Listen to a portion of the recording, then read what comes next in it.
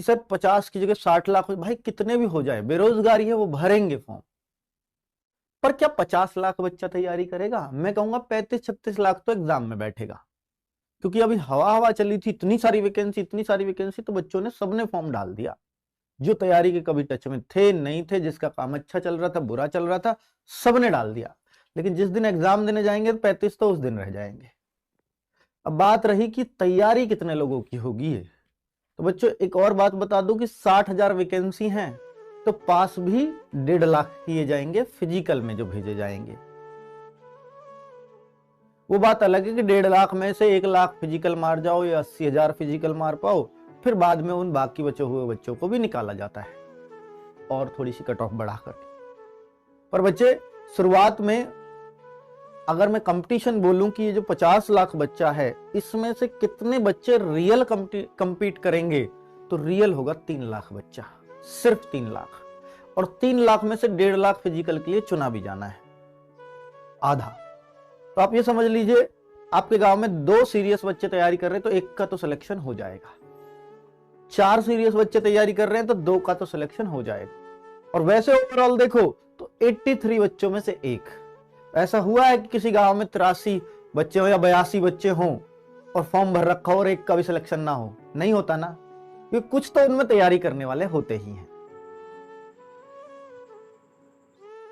तो मैं सीरियस तैयारी करने वाले में फिर बोल रहा हूं, अगर 4 हैं सीरियस तैयारी करने वाले, 2 का तो सिलेक्शन हो जाए। ये सीरियस क्या होता है सर? सीरियस वो है जिन्होंने अभी तैयारी शुरू नहीं की है, बहुत पहले से पढ़ रहे हैं और अभी उनके लिए शादी ब्याह इंपॉर्टेंट नहीं है किसी के भी, वो अपनी पढ़ाई को नहीं छोड़ते एक क्षण के लिए भी।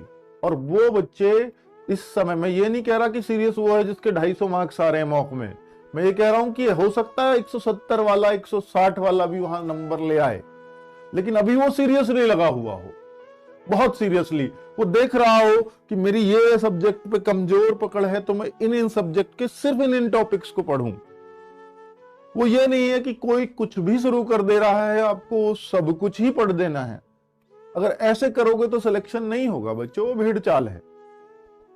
आप अपने आप को पहचानो, आप किस सब्जेक्ट में किस स्थिति में खड़े हो, और देखो कि इस सब्जेक्ट में मुझे कितनी नीड है और किन चैप्टर्स में नीड है, मुझे उन पे पकड़ बनानी है।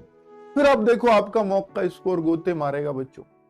आज अगर आपका मॉक का स्कोर बहुत ज्यादा बढ़ गया हो, 10, 15, 20 इंक्रीज कर गया हो, वैसे मैं एक बात बोलता हूं बच्चों कि अगर आप 150 के आसपास हो तो आप हर मॉक में ट्राई करो कि 10-12 बढ़ाओ। अगर आप 120 के आसपास हो और सिलेक्शन की उम्मीद कर रहे हो तो कोशिश करो हर मॉक में 20 बढ़ाने ही बढ़ाने हैं।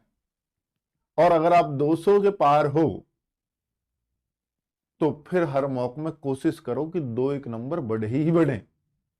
और अगर आप 220 से भी पार हो तो फिर एक कोशिश करना बस कि मार्क्स किसी भी टेस्ट में घटने नहीं है, चाहे स्टेबल रह जाएं, चाहे एक भी ना बढ़े, पर घटने नहीं दूंगा।